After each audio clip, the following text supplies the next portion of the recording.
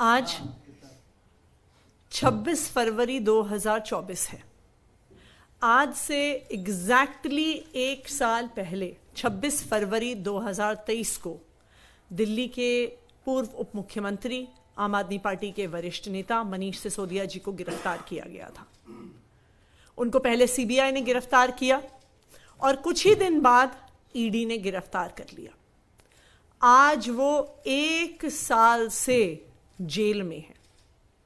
एक ऐसा व्यक्ति, एक ऐसा राजनीतिक नेता, एक ऐसा मंत्री जिसके काम को देश का बच्चा बच्चा जानता है,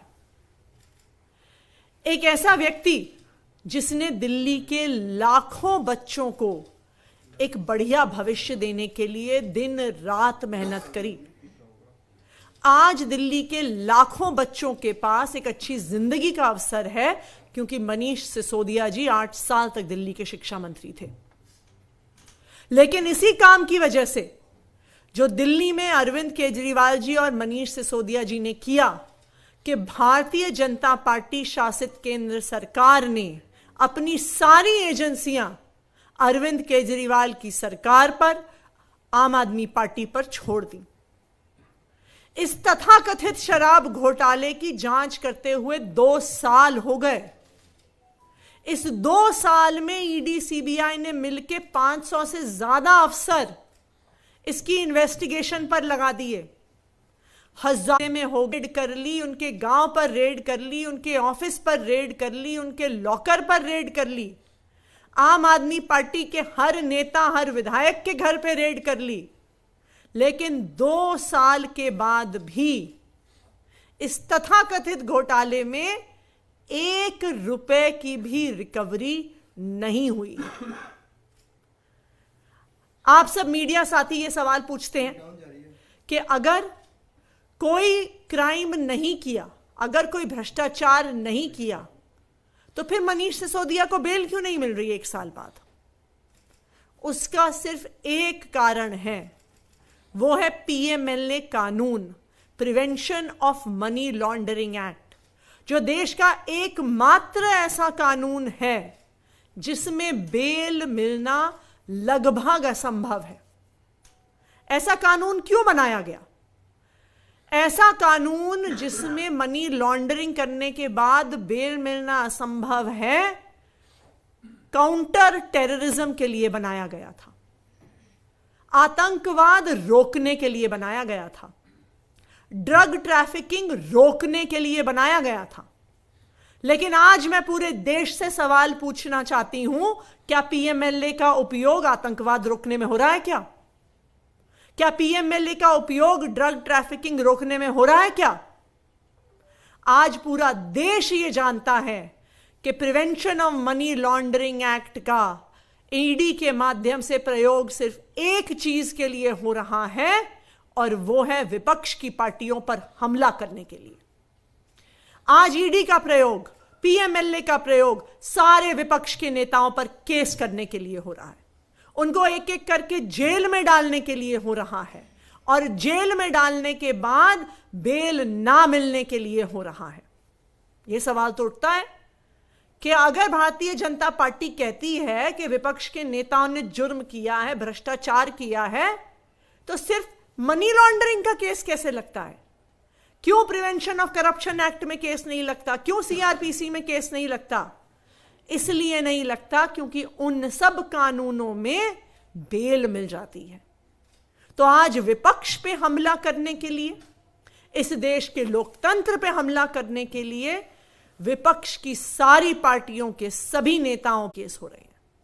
लेकिन मैं भारतीय जनता पार्टी को यह बताना चाहती हूं कि आम आदमी पार्टी, हमारे नेता अरविंद केजरीवाल, हमारे नेता मनीष सिसोदिया, संजय सिंह, सत्येंद्र जैन ना जेल जाने से डरते हैं, ना आपके समन से डरते हैं, ना आपकी धमकियों से डरते हैं।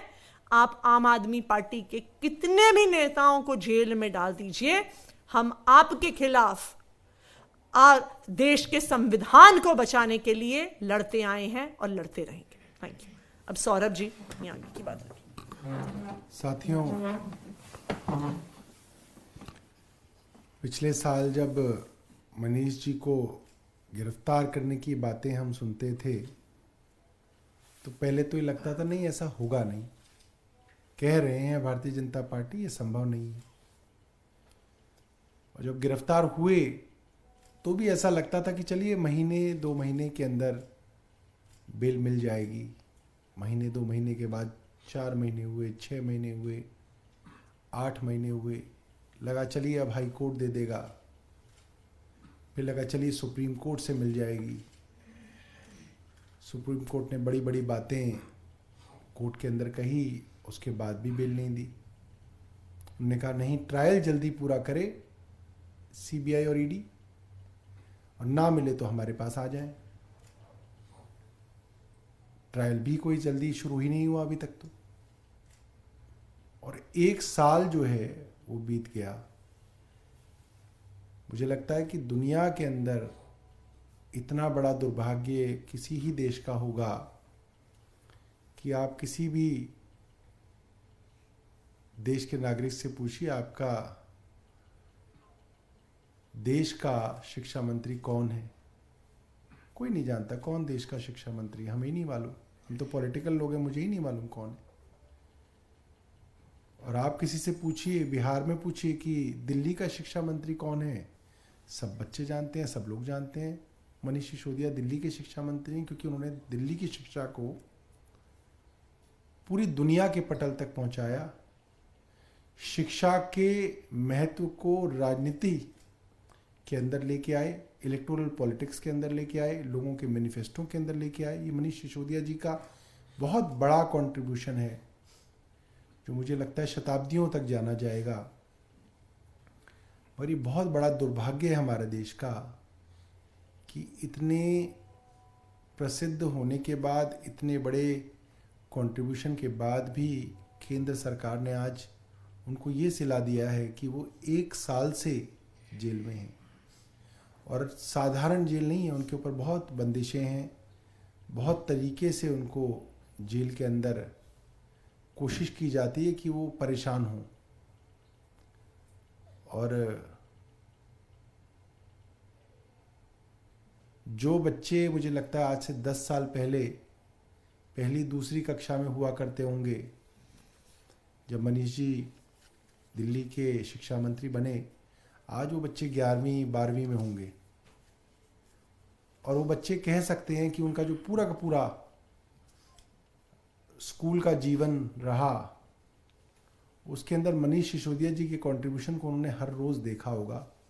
और आज वो बच्चे जवान होके वोट डालने के काबिल बनेंगे, और इस काबिल बनेंगे कि वो अपनी बात इस समाज में रख सकें, अपने परिवार में रख सकें। और ये सब लोग देख रहे हैं कि इस तरीके से अन्याय हो रहा है, अपोजिशन पार्टीज को दबाने की हर कोशिश हो रही है। भारतीय जनता पार्टी के कई विधायक साथी आते हैं मेरे पास। एक विधायक साथी आए, बैठे, बोले यार तुम्हारा ये मुख्यमंत्री, माफ़ कीजिएगा, उप मुख्यमंत्री तो अच्छा आदमी था, बहुत भला आदमी था, बेचारे को जेल हो गई। मैंने कहा आप ही लोगों ने तो डाला है जेल में। तो जिस मंत्री के बारे में अपोजिशन के साथी भी पीठ पीछे कहते हैं कि वो अच्छे आदमी हैं, अच्छा काम कर रहे थे, भला आदमी है, ऐसे आदमी को भी जेल में डालना, मुझे लगता है कि राजनीति के अंदर जो नैतिकता थी उसको बिल्कुल जो है पाताल के अंदर भारतीय जनता पार्टी लेके आई है। और जो श्रृंखला उन्होंने शुरू की है, जो प्रेसिडेंट्स उन्होंने राजनीति के अंदर लाए हैं, मुझे लगता है कि उन्होंने देश की राजनीति को एक अनप्रेसिडेंटेड आघात दिया है, एक ऐसा आघात दिया है जो मुझे लगता है कि दशकों तक इस राजनीति के अंदर जो है लोगों को परेशान करेगा। और लोग याद करेंगे कि एक ऐसी भी सरकार थी जिसने इस तरीके के कृत्य किए अपने राजनीतिक विरोधियों के साथ, और उस समय के बाद राजनीति देश की जो है बिल्कुल जो है दुश्मनी, क्रूरता और जिसे कह सकते हैं कि बदला लेने वाली राजनीति की शुरुआत जो है वो इस भारतीय जनता पार्टी ने इस देश में की है। और ये मुझे लगता है बहुत सालों बाद ये चैप्टर होगा स्कूल्स की बुक में कि ये जो मर्यादा ख़त्म करके एक दूसरे से बदला लेने वाली, एक दूसरे को ख़त्म कर देने वाली राजनीति की शुरुआत किसने की, तो कहा जाएगा कि 2014 में एक प्रधानमंत्री बने, उन्होंने इसकी शुरुआत की और उन्होंने देश को जो है गर्त तक पहुंचाया। बहुत बहुत धन्यवाद। सौरभ, आपने कहा कि जेल में बहुत बंदिशें हैं, उन्हें परेशान किया जा रहा है, क्या ये किस तरह की परेशानी? देखिए, मैं भारतीय जनता पार्टी के कई नेताओं को जानता हूं जो इमरजेंसी के वक्त जेल में थे, और आप उनसे पूछिए, वो लोग कहते थे नहीं, हम तो अपना पूरा का पूरा ग्रुप जेल में हुआ करता था, हम गाते थे, साथ रहते थे, बात करते थे। हाँ, इतना ही था कि हम जेल के अंदर बंद थे, बाकी हम सब लोग साथ थे। आप लालू प्रसाद जी के एक भाषण को सुनिए संसद में, वो कहते हैं अडवाणी जी के बारे में कि अडवाणी जी, हमने आपको जेल में डाला था, मगर हमने सिर्फ आपको हाउस अरेस्ट किया, और फोन करके पूछते थे कि अडवाणी जी कोई तकलीफ तो नहीं है। ये भाषण संसद के अंदर लालू जी ने दिया, अडवाणी जी बैठे हुए सुन रहे हैं। अगर झूठ कह रहे होते तो भारतीय जनता पार्टी खड़े होकर बोलती कि नहीं लालू जी आप झूठ बोल रहे हो। तो इतनी मर्यादा इस देश में इमरजेंसी के समय में भी रखी गई, और लालू प्रसाद यादव और भारतीय जनता पार्टी की दुश्मनी तो सब जानते हैं, राजनीतिक दुश्मनी, उसमें भी यह मर्यादा रखी गई। मगर जिस तरीके से मनीष सिसोदिया जी को अलग रखा जाता है, बातचीत कर, बहुत सारी बातें मैं यहाँ पे जो कहूँगा तो क्या है कि उससे क्या है, जो जेल के अफसर हैं उनके ऊपर और ज़्यादा सख्ती होगी कि साहब आपने ऐसा कह दिया, आप हमारे लिए तो ये हो गया। मगर जिस तरीके से एक सामान्य कैदी को जो है सहूलियत होती हैं, वैसी सहूलियत भी जो है वहाँ पे नहीं है। एक सामान्य कैदी को इतनी तो सहूलियत होती है कि आपके आसपास के लोगों के साथ आप आराम से बैठ सको, बात कर सको। अगर आप ही के लोग जेल के अंदर हैं, आप संजय सिंह भी अंदर हैं, मनीष सिसोदिया भी अंदर हैं, आप क्यों नहीं उनको एक ही सेल में रख दें, कम से कम आपस में बात तो कर सकते हैं। मगर एक तरीके की क्रूरता है कि संजय सिंह को ऐसे सेल में रखो, उनको दूसरे सेल में रखो, उनसे कोई कैदी ज्यादा बात करे तो उसके ऊपर जो है पेच टाइट किया जाए। ये सारी की सारी चीजें जो है, मुझे लगता है जब मनीष जी कभी बाहर आएंगे तो वो लिखेंगे अपनी किताब में, संजय सिंह बताएंगे कि क्या क्या किया जा रहा है।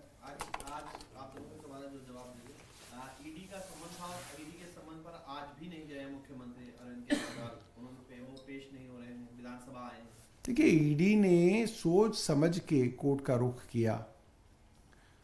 जब ईडी खुद ही कोर्ट चली गई तो मुझे लगता है न्यायालय के फैसले का इंतजार ईडी को करना चाहिए। न्यायालय ने ईडी के जो केस है उसकी कॉग्निजेंस ली है, मुख्यमंत्री जी को नोटिस दिया, मुख्यमंत्री जी के वकील वहां पेश हुए, उन्होंने अपना जवाब दाखिल दिया। उसके बाद मुख्यमंत्री जी को 16 मार्च तक का समय दिया गया। अब ईडी को इंतजार करना चाहिए कोर्ट का।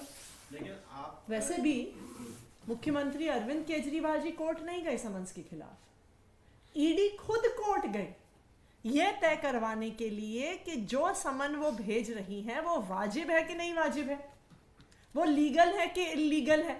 ईडी खुद कोर्ट गई। तो अब तो ये सवाल बनता है कि जब ईडी खुद समन्स के मामले पे कोर्ट गई है तो वो कोर्ट के फैसले का इंतजार क्यों नहीं कर रहे हैं? वो कोर्ट का फैसला आए बिना समन पे समन क्यों भेजे जा रहे हैं? इससे ये साफ है कि ये मामला कोई लीगल इलीगल होने का नहीं है। ये मामला न्याय से जुड़ा हुआ नहीं है, ये मामला किसी जांच से जुड़ा हुआ नहीं है। ये सिर्फ और सिर्फ एक डराने और धमकाने का प्रयास है। क्योंकि अगर ईडी को लीगैलिटी की चिंता होती, ईडी को इन्वेस्टिगेशन की चिंता होती, तो वो ड्यू प्रोसेस ऑफ लॉ जो उन्होंने खुद शुरू किया है उसका इंतजार तो करते। मैम, ईडी का ये कहना है कि कोर्ट वो इसलिए नहीं गई थी कि समन लीगल है या इलीगल है, ये कोर्ट के फैसले से तय नहीं होगा। तय ये होना है कि अरविंद केजरीवाल कब आएंगे और कैसे आएंगे, इसलिए गए थे। तो वो लीगैलिटी, तो अगर ये तय होना है कोर्ट में कि अरविंद केजरीवाल जी कब आएंगे और कैसे आएंगे, तो कोर्ट के फैसले का इंतजार करें ना। वही तो कोर्ट गए हैं। देखिए, कोर्ट खुद जाने के बाद अब जब वो बार बार नोटिस भेज रहे हैं, वो क्या दिखाता है ये दिखाता है कि नोटिस का पर्पस, समन्स का पर्पस कोई इन्वेस्टिगेशन नहीं है, डराना है, धमकाना है, इंडिया अलायंस से बाहर आने का इशारा करना है। वरना अगर ईडी खुद ही ये मैटर कोर्ट लेके गया है कि अरविंद केजरीवाल कब पेश होंगे,